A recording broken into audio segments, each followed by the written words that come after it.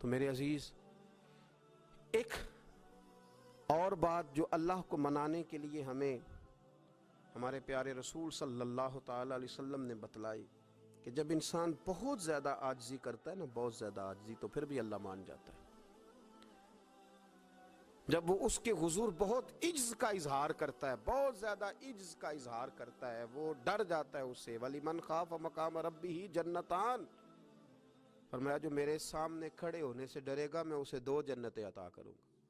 حضرت بابا فرید الدین مسعود گنج شکر بابا صاحب رحمۃ اللہ علیہ فرماتے ہیں کہ ایک نیک نوجوان تھا،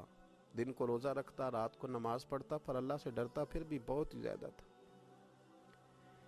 بڑا ہی ڈرتا تھا۔ موت کا وقت آیا تو ماں ہی تھی بس اس کی، تو ماں سے کہنے لگا اماں تو میری ماں ہے، میرے ساتھ 3 وعدے تو کر۔ اس نے کہا پتر تو بتا، آخری ہجکی لے رہا ہے اور اس غریبنی ماں سے تو وعدہ لے رہا ہے، بتا کیا وعدہ ہے؟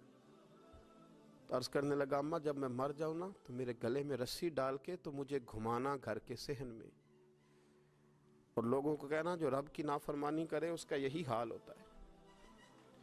یہ اعلان کرنا جو اللہ کے نافرمان ہوں ان کا یہی اشر کیا جانا چاہیے۔ اور اماں پھر دوسرا وعدہ کر، میرا رات کو جنازہ اٹھایا جائے، میں نہیں چاہتا کہ کسی کے منہ سے یہ لفظ نکل جائیں کہ وہ دیکھو اللہ کا نافرمان جا رہا ہے، رات کو میرا جنازہ اٹھانا۔ اور اماں تیسرا میرے ساتھ وعدہ کر کہ لوگ مجھے دفن کر کے آ جائیں گے تو میری قبر پہ چلی جائے گی، عمل میرے پاس کوئی نہیں، پر مجھے لگتا ہے ماں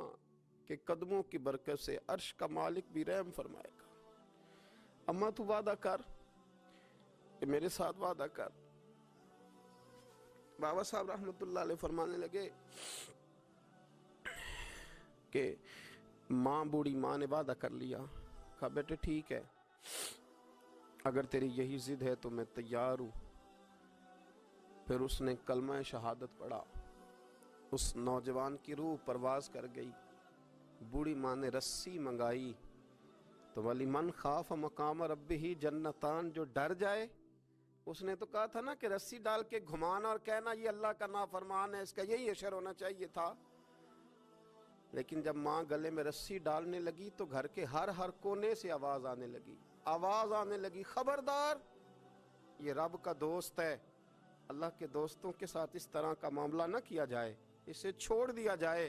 اور کہا تمہیں کچھ بھی اور کرنے کی ضرورت نہیں ہے، یہ تو رب کا دوست ہے اور رب کی بارگاہ میں حاضر ہو گیا۔